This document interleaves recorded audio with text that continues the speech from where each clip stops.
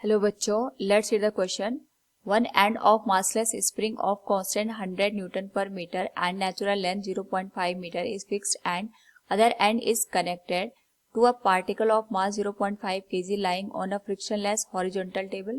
The spring remains horizontal if the mass is made to rotate at an angular velocity of 2 radian per second. Find the elongation of the spring. Now to answer this question, first we will discuss here the key concept, and here the key concept will be torque produced on a given system which is given as force into perpendicular distance.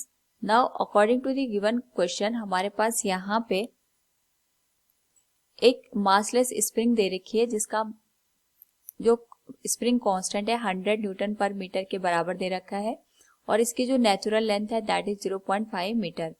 इसके other and को हमने यहाँ पे block जिसका मास 0.5 kg है इसके साथ यहाँ पे टाई कर रखा है, यानी हमारे पास ये आ गया स्प्रिंग. यहाँ पे हमने इसको ब्लॉक के साथ अटैच कर रखा है and the spring remains horizontal if the mass is made to rotate at an angular velocity of 2 radian per second. ये यहाँ पे 2 रेडियन पर सेकेंड से रोटेट कर रहा है. उस पर्टिकुलर केस में अगर हम देखें तो हमारे पास यहाँ पे जो स्प्रिंग आएगी इसमें एलोंगेशन आएगा. ये अपनी नेचुरल लेंथ से, अगर हम इसकी नेचुरल लेंथ L0 कंसिडर कर रहे हैं, इससे यहाँ पे हमें एलोंगेशन L देखने को मिलेगा जिसके करस्पॉन्डिंग जो हमारे पास ब्लॉक है इसमें रोटेशन आएगा. तो इस पर्टिकुलर केस में अगर ये यहाँ पे रोटेट हो रहा है इसका मतलब ये होगा यहाँ पे जो स्प्रिंग की जो हमारे पास यहाँ पे एक्स्ट्रा लेंथ है इसी की वजह से यहाँ पे रोटेशन देखने को मिलेगा. So we can write it will be given as, अगर मैं इसकी यहाँ पे जो एलोंगेशन है उसको L कंसिडर कर रही हूँ, so it will be K into L equals M into omega square into L plus L0. ये हमारे पास M into omega square into L plus L0 हमने इसलिए किया क्योंकि यहाँ पे एलोंगेशन होने के बाद जो ब्लॉक है वो रोटेट करेगा तो उसके करस्पॉन्डिंग ये टॉर्क की वैल्यू निकल के आएगी.